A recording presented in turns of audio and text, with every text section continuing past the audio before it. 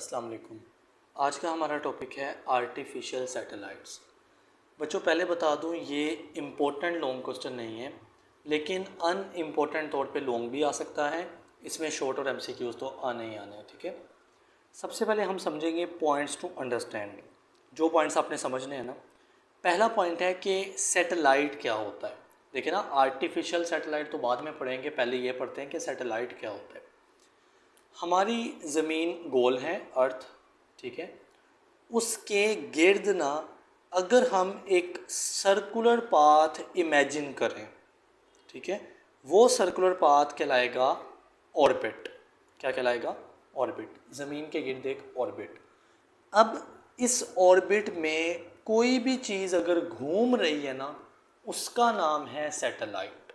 Okay. तो सवाल ज़हन में आपके आ सकता है कि अगर मैं अर्थ की जगह इसी तरह का गोल मून बना दूं, चांद बना दूं ना, उसके गिर्द घूमने वाली चीज़ को भी सैटेलाइट कहेंगे?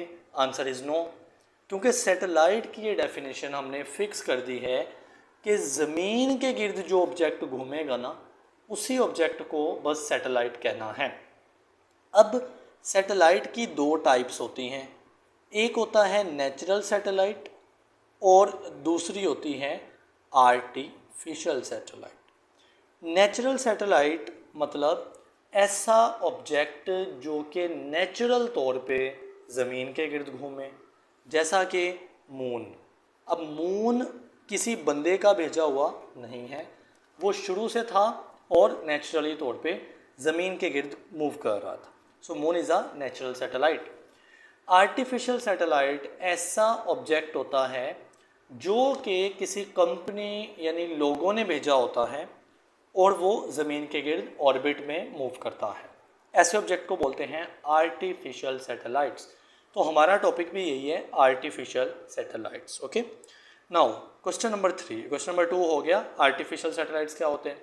Number 3, how satellites are sent, यानी हम कैसे ज़मीन के ऊपर खड़े होके ज़मीन के गिर्द कैसे एक ऑब्जेक्ट को ऑर्बिट में घुमा सकते हैं। तो हम कैसे सैटेलाइट को भेजते हैं? By rockets. अब ये रॉकेट्स भी जब जाएंगे ना, तो ये टारगेट लोकेशन पे जाएंगे, इनको प्रॉपरली एडजस्ट किया जाएगा, ठीक है। तो रॉकेट्स इन सैटेलाइट्स को अपने फिक्स्ड कैलकुलेटेड ऑर्बिट में लेकर जाएंगे और फिर वहाँ पर उनको जो है ना वो छोड़ देंगे, ठीक है। Next question, how satellites keep moving in the circular orbits. ये सवाल बड़ा इंपॉर्टेंट है यार।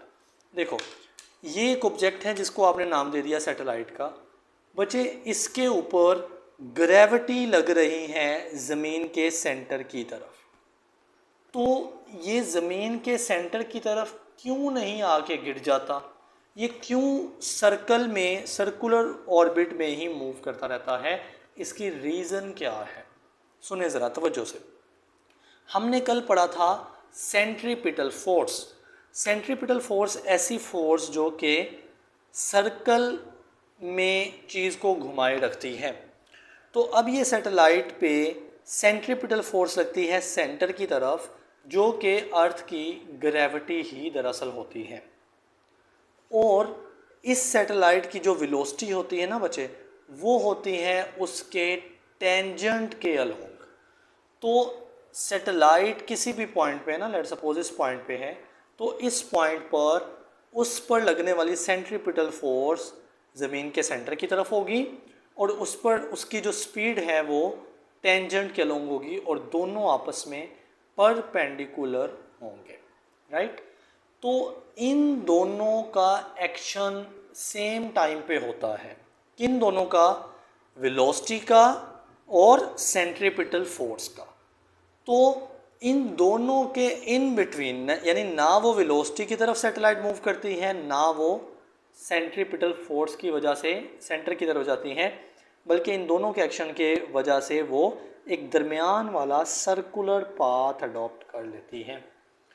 तो satellite, how satellite keep moving in the circular orbit, इसका आंसर ये है कि अगर एट अ टाइम एक चीज़ होती, मतलब सिर्फ वेलोसिटी होती, तो बच्चे ये सर्कल में तो नहीं मूव करता, ये सीधा टेंजेंट के गिर्द मूव कर जाता।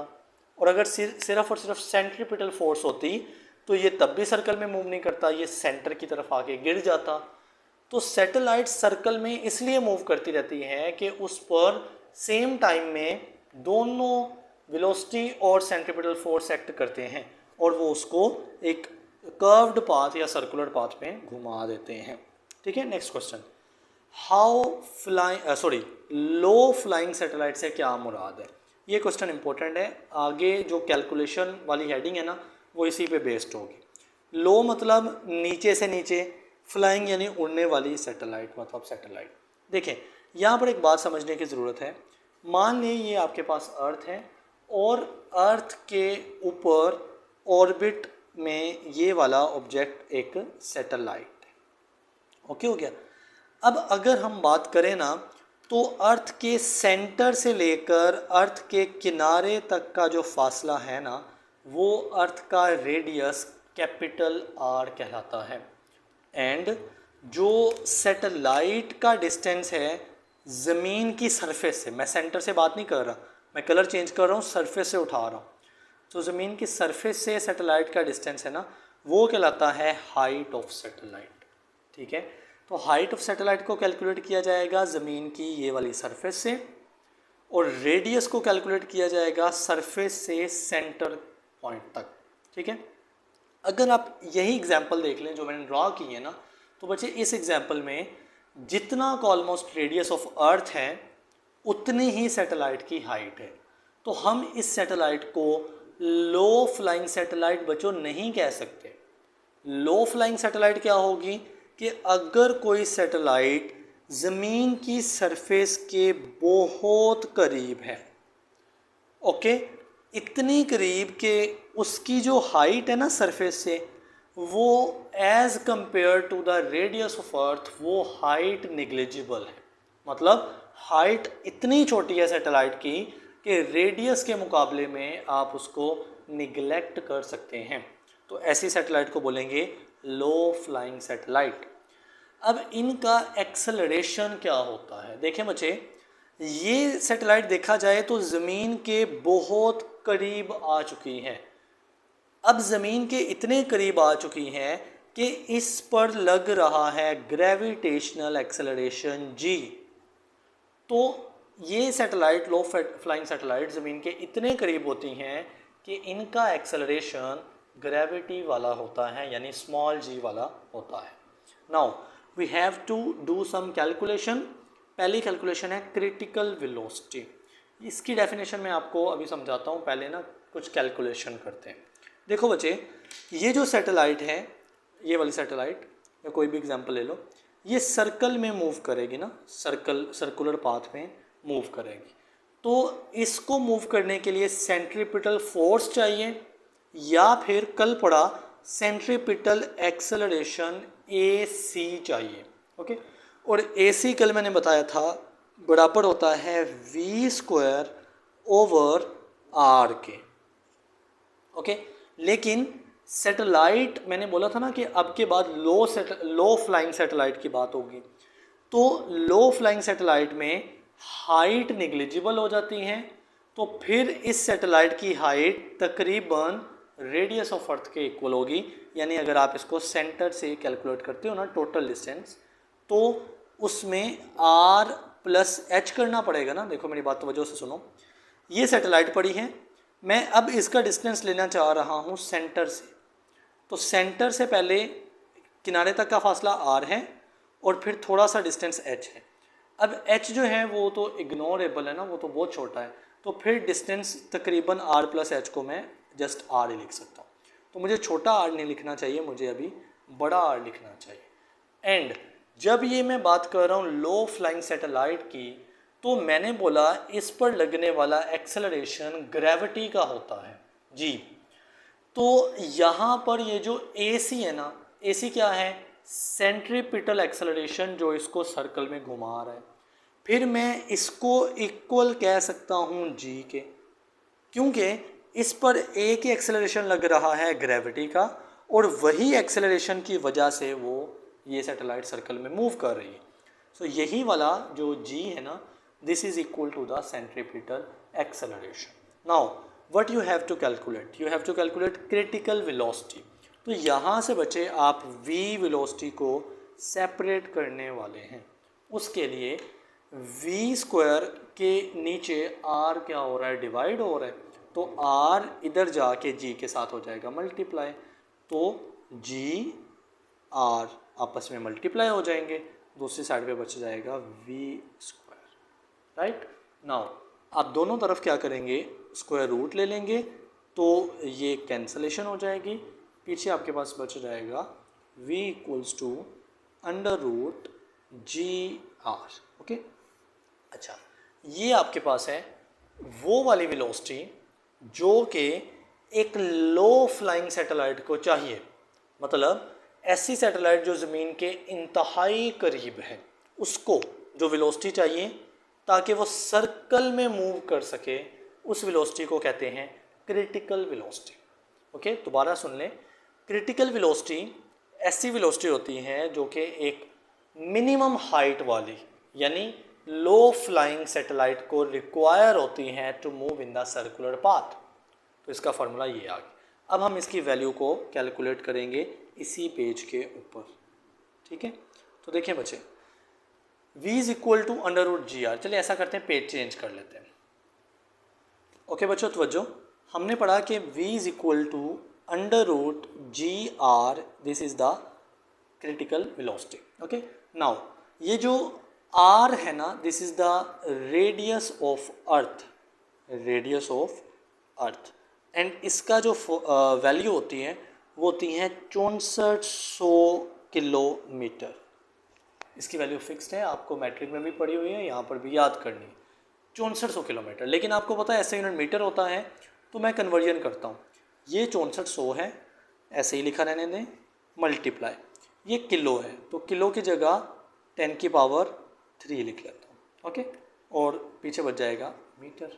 नाउ यहाँ पर आप इसको साइंटिफिक नोटेशन में लेकर जाएं, तो पॉइंट यहाँ पर है, यहाँ से यहाँ, यहाँ से यहाँ और यहाँ से, मतलब 3 मूव करेगा ना, तो ये बन जाएगा 6.4 मल्टीप्लाई 10 की पावर 3, ये 3 स्टेप मूव किए, और मल्टीप्लाई ये वाला 10 की पावर 3 आ जाएगा और साथ में मीटर आ जाएगा। नाउ ये बन जाएगा 6.4 मल्टीप्लाई 10 की पावर 6 मीटर। ये क्या निकल रहा है, रेडियस ऑफ अर्थ, जिसको कैपिटल आर से जाहिर करते हैं। ओके, सो हमारे पास कैपिटल आर की ये वैल्यू निकल आई। ओके, क्रिटिकल वेलोसिटी का फॉर्मूला क्या है, v is equal to under root g की वैल्यू बचे कितनी है 9.8 इंटू आर, आर की वैल्यू कितनी निकली 6.4 इंटू 10 की पावर 6 मीटर निकल रही।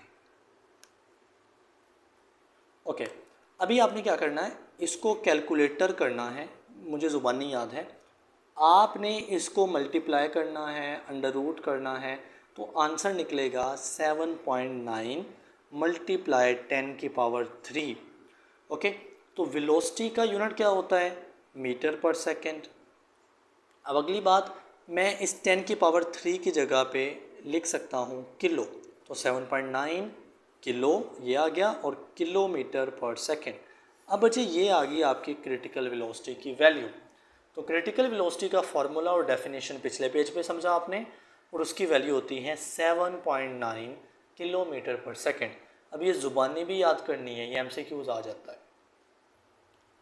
ओके बच्चों, अब हमने दूसरी चीज़ कैलकुलेट करनी है, which is the time period.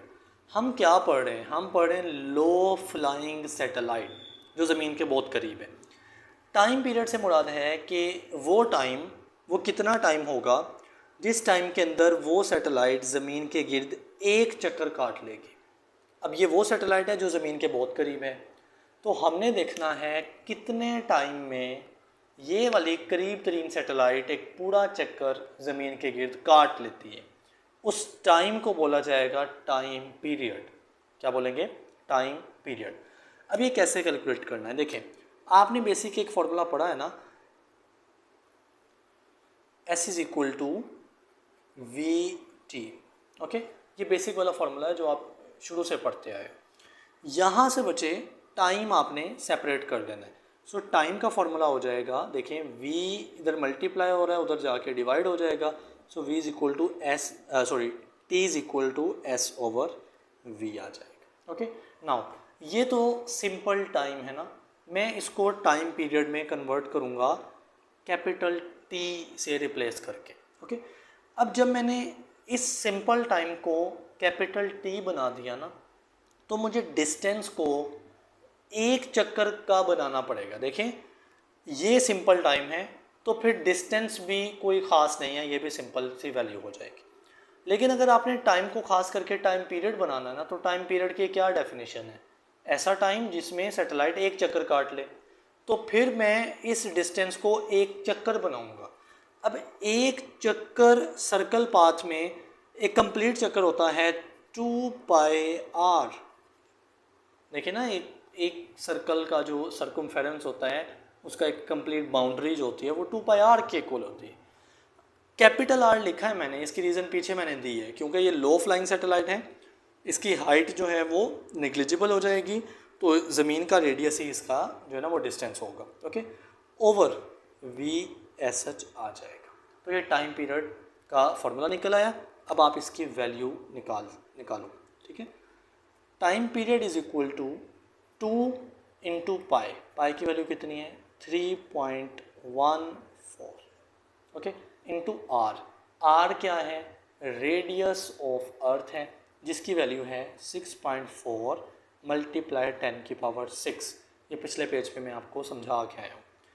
Over we बचे कितना है, ये एक लो फ्लाइंग सैटेलाइट है, तो जो v है वो क्रिटिकल वेलोसिटी होगी ना, उसकी जो भी वेलोसिटी है वो क्रिटिकल वेलोसिटी, तो वो आप अभी निकाल के आए हो 7.9 मल्टीप्लाई 10 की पावर 3 होता है। अब जब बच्चे आप इसको कैलकुलेट करेंगे ना, मल्टीप्लाई करेंगे और डिवाइड करेंगे, तो आपके पास जो फाइनल आंसर आएगा दैट विल बी 50-60 सेकेंड्स। मतलब ये ज़ुबानी याद कर लें तब भी कोई इशू नहीं है, MCQs आता होता है ज़्यादा तौर पे, अगर कैलकुलेशन आएगी तो फिर आपने ये सारे स्टेप फॉलो करना। ठीक है, तो टाइम पीरियड निकलता है 5060 सेकेंड। अगर आप इसको मिनट्स में कन्वर्ट करते हैं ना, तो ये 84 मिनट्स बन जाते हैं तकरीबन।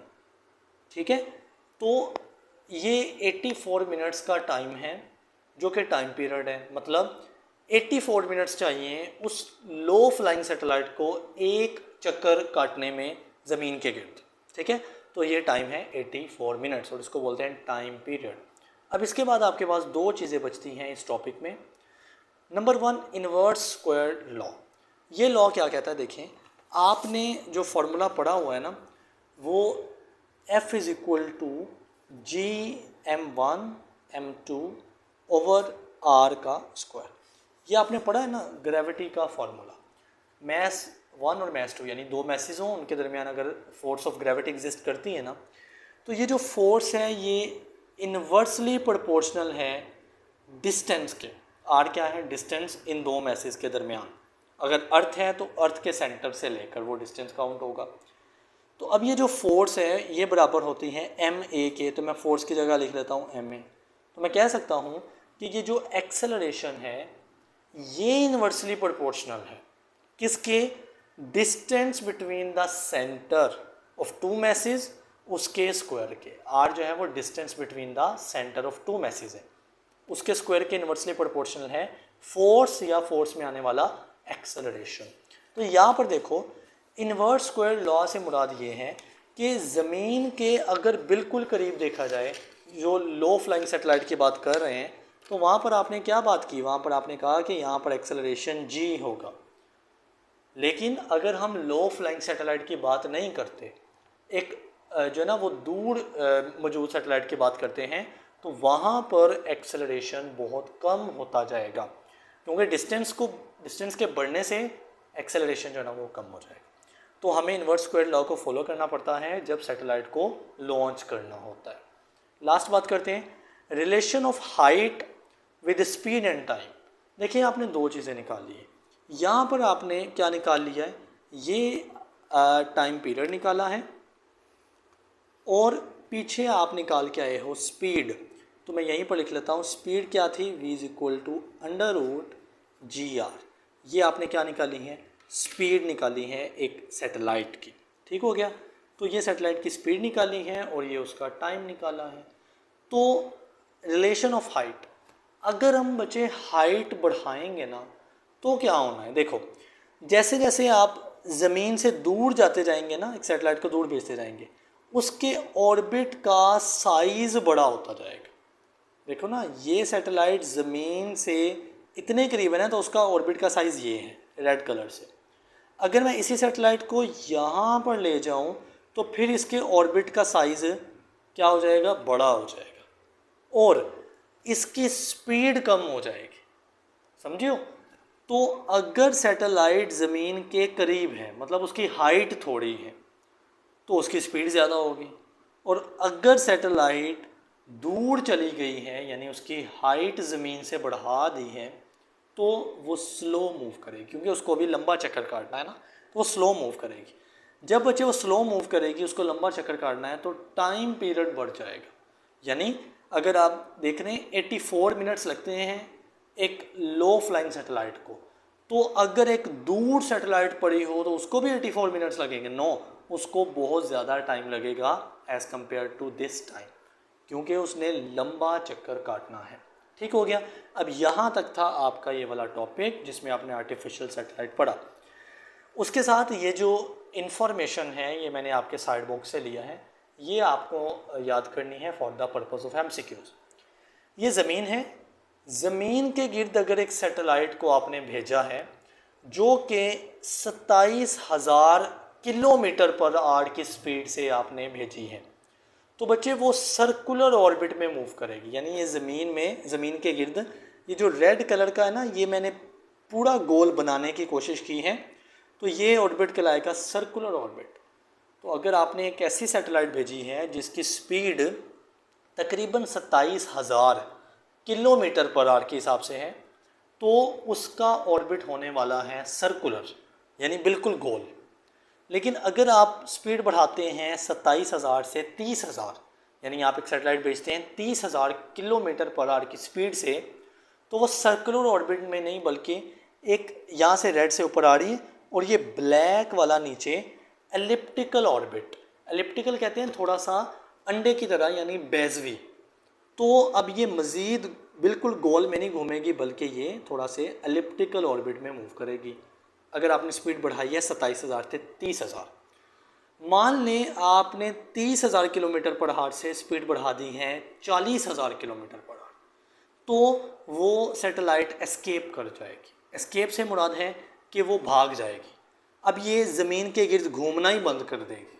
इसकी स्पीड इतनी ज़्यादा हो चुकी है कि ग्रेविटी की सेंट्रीपिटल फोर्स अब इसको सर्कल में या एलिप्टिकल ऑर्बिट में नहीं रख पा रही, ये फ़िज़ा में खला में चली जाएगी। और 40,000 किलोमीटर पर आवर को अगर हम किलोमीटर पर सेकंड में तब्दील करते हैं ना, तो आंसर आता है 11 किलोमीटर पर सेकंड। ठीक है, ये वैल्यूज़ बड़ी लग रही है ना क्योंकि ये किलोमीटर पर आवर में है। अगर आप इसको किलोमीटर पर सेकंड में तब्दील करते हैं तो ये इतनी बड़ी वैल्यू नहीं रहेगी। सो 40,000 किलोमीटर पर आवर या 11 किलोमीटर पर सेकंड, ये एस्केप वेलोसिटी होती है किसी भी सैटेलाइट की। ओके, ये आपने MCQs के लिए याद करना है। उसके बाद बच्चे आपके पास है orbital velocity, and this is a short question. इसको भी इस लेक्चर में हम इंक्लूड करते हैं एंड देन आज का लेक्चर क्लोज करते हैं। देखिए, ऑर्बिटल वेलोसिटी मीन्स एक सैटेलाइट जो ऑर्बिट में मूव कर रही है उसकी वेलोसिटी, एक सैटेलाइट जो ऑर्बिट में मूव कर रही है उसकी वेलोसिटी। तो आप कहेंगे जो अभी क्रिटिकल वेलोसिटी निकाल के आए हैं जिसकी वैल्यू होती है 7.9 किलोमीटर पर सेकेंड, तो वो भी तो सैटेलाइट लो फ्लाइंग सैटेलाइट की थी ना जो ऑर्बिट में मूव कर रही थी। लेकिन बच्चे ये वाली वैल्यू फिक्स वैल्यू है लो फ्लाइंग सैटेलाइट के लिए। हर सैटेलाइट तो लो फ्लाइंग नहीं ना हो सकती, तो हमें एक जनरल फार्मूला चाहिए जो कि किसी भी ऑर्बिट में फिट आएगा, चाहे वो करीब का ऑर्बिट है ज़मीन के या फिर वो दूर का ऑर्बिट है। ठीक है, तो हमने कैलकुलेट करनी है ऑर्बिटल वेलोसिटी। नाउ इमेजिन करें ये ज़मीन है, अर्थ है, और इसके बाहर एक सैटेलाइट है जो कि एक सर्कुलर पाथ मीन्स ऑर्बिट में मूव कर रही है। अब इस सैटेलाइट की जो वेलोसिटी है उसकी डायरेक्शन टेंजेंट के गिर्द ये है, और इसके ऊपर क्या लग रही है, F G force of gravity लग रही है, जो कि उसको ज़मीन की तरफ खींच रही है, ज़मीन के सेंटर की तरफ, और यही फोर्स ऑफ ग्रेविटी उसके सेंट्रीपिटल फोर्स कहलाएगी। तो अगर हम यहाँ पर कुछ स्पेसिफिकेशन कर दें, क्या स्पेसिफिकेशन होगी, देखिए जो सैटेलाइट है ना उसका मैस होगा एम एस, मतलब mass of satellite, M mass S for satellite. Earth का मैस होगा capital M, mass of earth. Okay, तो मैस ऑफ अर्थ। अगली बात, ये जो अर्थ मैंने बनाई है ना, ये ग्रीन सा छोटा दायरा है, उसके बाहर ये जो रेड सा बड़ा दायरा है बच्चे, ये ऑर्बिट है। ठीक है, नाउ ये जो ज़मीन के सेंटर से उसकी बाउंड्री तक का फासला है ना, ये होता है कैपिटल आर, जिसको आप बोलते हैं रेडियस ऑफ अर्थ। और यहाँ से लेकर, मतलब बाउंड्री से लेकर सैटेलाइट तक का फासला होता है एच, यानी हाइट ऑफ सैटेलाइट, एच यानी हाइट ऑफ सैटेलाइट। और अगर मैं कैलकुलेट करना चाहूँ सैटेलाइट से सेंटर ऑफ अर्थ का फासला, तो ये क्या होगा, this is R plus H, यानी आप यहाँ से लेकर इतने डिस्टेंस आर और फिर यहाँ से लेकर इतने डिस्टेंस को एच जमा करें ना, तो आर प्लस एच हो जाएगा, वो बन जाएगा यहाँ से लेकर यहाँ तक। ठीक है, अब ये जो है ना, ये सैटेलाइट का डिस्टेंस है from the centre of earth, तो इसको कहते हैं स्मॉल आर। और स्मॉल आर क्या है, रेडियस ऑफ ऑर्बिट। देखिए ना, ये ऑर्बिट एक पूरा गोल है, ऑर्बिट का सेंटर भी वही है जो अर्थ का सेंटर है, तो फिर ऑर्बिट के सेंटर से हमने ऑर्बिट तक का फासला लिया है, which is the radius of orbit small R. Okay, तो ये रेडियस ऑफ ऑर्बिट है। अब यहाँ पर देखें, रेडियस ऑफ ऑर्बिट निकल आया, मैस ऑफ अर्थ निकल आया, M S mass of satellite निकल आया। अगर मैं इस सारे सिनेरियो पे को गौर से समझूँ ना, तो यहाँ पर दो फोर्सेस लग रही हैं। नंबर वन, यहाँ पर लग रही है फोर्स ऑफ ग्रेविटी, जो कि आपने पढ़ी हुई है Gm1m2 ओवर आर का स्क्वायर। ठीक है, this is F G, F force and G gravity. Okay, now यहाँ पर जो एफ जी है ना, वो चेंज हो जाएगी। कैसे, जी तो अपनी जगह पे रहेगा, m1 और m2 क्या है, पहला मैस और दूसरा मैस, तो यहाँ पर पहला मैस m1 की जगह मैस ऑफ सैटेलाइट लिखोगे, क्योंकि एक सैटेलाइट है और दूसरी ज़मीन है। दूसरा मैस m2 की जगह कैपिटल M यानी मैस ऑफ अर्थ लिख लोगे, ओवर r का स्क्वायर आ जाएगा। ठीक हो गया, तो ये आपके पास है फोर्स ऑफ ग्रेविटी। और यहाँ पर एक और फोर्स लगेगी, which is the centripetal force, जो कि उसको सर्कल में घुमा रही है। तो सेंट्रीपिटल फोर्स यानी एफ सी भी मालूम करेंगे, which is M V square over R. अब कौन सा मैस है जो सर्कल में घूम रहा है, एम एस यानी मैस ऑफ सैटेलाइट, तो आप इसको चेंज करके लिख देंगे F C is equal to, M की जगह लिख दो M S mass of satellite जो सर्कल में घूम रहा है, into V square over R. अब ये दूसरी फोर्स की इक्वेशन। अगर मैं बच्चों आपको थोड़ी सी रिवीजन करवाता चलूँ, तो मैंने बात की कि ये सैटेलाइट पर लग रही है ग्रेविटी, जो कि उसको सेंटर की तरफ लग रही है, ग्रेविटी की फोर्स एफ जी, और यही ग्रेविटी की फोर्स की वजह से वो सर्कल में घूमने के काबिल हैं। तो हम कहेंगे ये जो ग्रेविटी की फोर्स है ना, यही दरअसल सेंट्रीपिटल फोर्स का काम कर रही है। तो आप क्या लिखोगे, एफ जी यानी ग्रेविटी की फोर्स दरअसल बराबर है एफ सी यानी सेंट्रीपिटल फोर्स के। ओके, तो यही ग्रेविटी की फोर्स और यही सेंट्रीपिटल फोर्स दरअसल एक ही है। तो अब मैंने इनको बराबर कर दिया, लिहाजा मैं इसकी राइट हैंड साइड को भी आपस में अगले पेज पे बराबर करने वाला हूँ। आप इसको गौर से यहाँ पर देख लें। ओके बच्चों, तो इस साइड पे मैंने क्या लिख लिया, ग्रेविटी की फोर्स लिख ली, जो कि मैं क्या आया हूँ, बराबर है ये वाली सेंट्रीपिटल फोर्स के। नाउ यू कैन सी कि दोनों साइड पर ये एम एस यानी मैस ऑफ सैटेलाइट और मैस ऑफ सैटेलाइट आ रहा है, सो हम इसको कैंसिल कर सकते हैं। तो पीछे क्या बचता है, G M over R square is equal to V square over R. एक और चीज़, यहाँ पे जो आर आ रहा है वो स्क्वायर को कैंसिल कर देगा। ओके ठीक है, तो पीछे क्या बच गया, वी स्क्वायर इस साइड पे बच गया है और इस साइड पे बच गया है जी एम ओवर आर बच गया। अब आपको v चाहिए, आपको वैसे क्या चाहिए, आप मालूम कर रहे हो ऑर्बिटल वेलोसिटी, यानी जो भी चीज़ यानी सैटेलाइट ऑर्बिट में मूव करेगी उसकी जो वेलोसिटी होगी। तो फिर आप दोनों तरफ क्या कर देंगे, अंडर रूट कर देंगे और स्क्वायर रूट इस स्क्वायर को कैंसिल करके क्या बचेगा, v is equal to under root G M over R बच जाएगा। बच्चे ये आपका फाइनल फार्मूला आ गया ऑर्बिटल वेलोसिटी का, और यहाँ तक था हमारा आज का टॉपिक।